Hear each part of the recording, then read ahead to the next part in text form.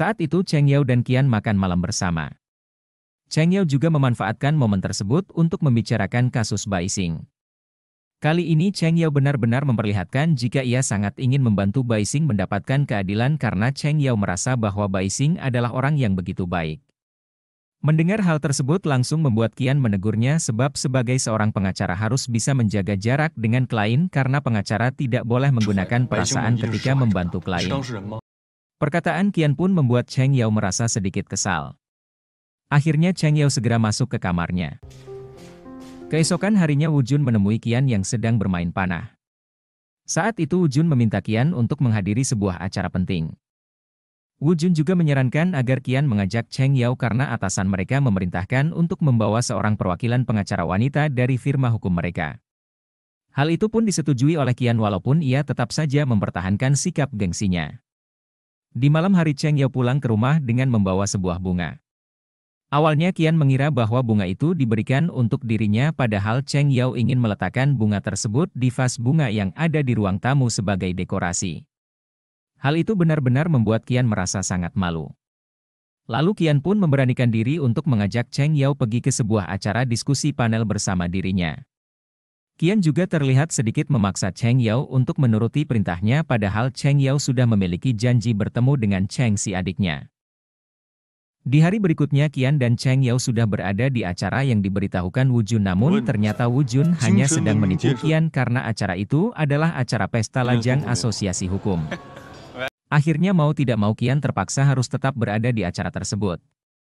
Lalu acara pun dimulai dengan beberapa bagian untuk setiap orang bisa menemukan pasangan yang tepat. Ketika bagian mengenal satu sama lain dimulai Qian langsung memperlihatkan ketidakcocokannya pada semua wanita yang ada di sana.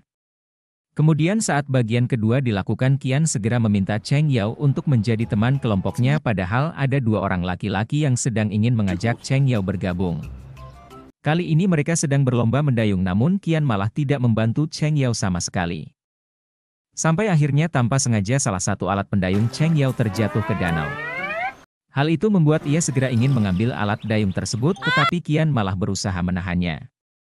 Dan situasi itu membuat Qian terjatuh ke danau. Melihat hal tersebut membuat Cheng Yao segera membantu menyelamatkan atasannya tersebut.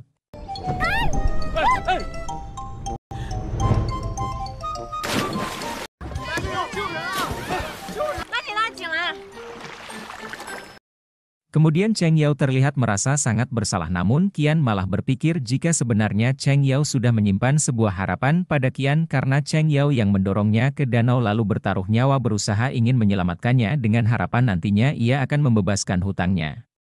Pemikiran Qian tersebut malah membuat Cheng Yao sedikit terkejut dan mengatakan bahwa perkataan Qian tersebut sudah ketinggalan zaman. Setelah itu mereka pergi ke hotel untuk membersihkan diri tetapi tak disangka Qian benar-benar gugup dengan situasi mereka berdua.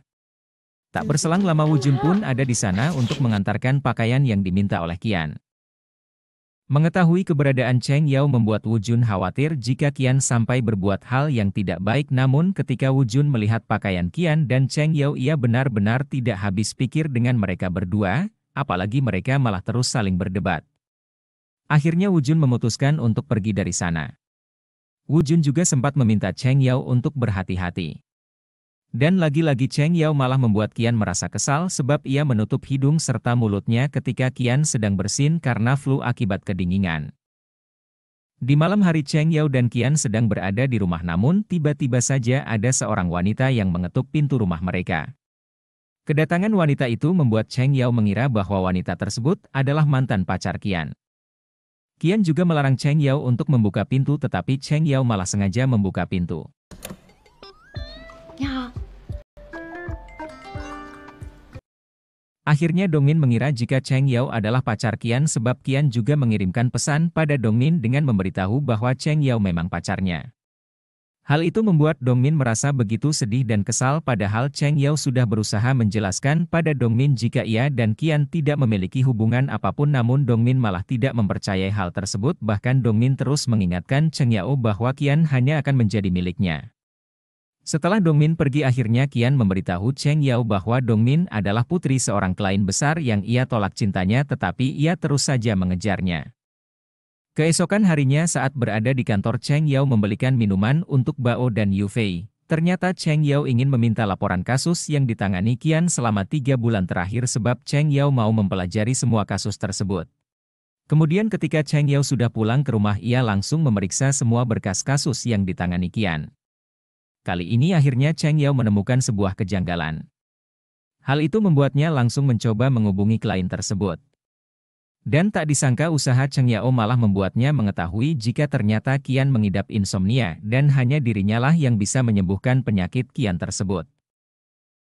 Setelah itu Cheng Yao pun sengaja memasak sambil bernyanyi untuk membuat Qian tertidur. Usaha Cheng Yao tersebut benar-benar berhasil, bahkan Cheng Yao melihat hal itu dengan begitu jelas.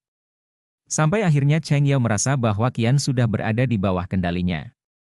Lalu keesokan paginya Qian baru saja terbangun, namun ia merasa begitu kesal atas apa yang Cheng Yao lakukan karena sebenarnya Qian masih harus menyelesaikan pekerjaannya. Kemudian mereka bertemu dengan Su Jun beserta pengacara yang bernama King. King dan Cheng Yao juga terlihat sudah seperti saling mengenal. Kali ini mereka langsung membahas tujuan kedatangan Su Jun. Ternyata Su Jun ingin menyelesaikan permasalahannya dengan Baising dengan berdamai dan tidak melalui pengadilan. Awalnya Qian menyukai tujuan Su Jun, tapi ternyata Qian malah menolak hal tersebut. Keputusan Qian pun sempat membuat Cheng Yao terkejut.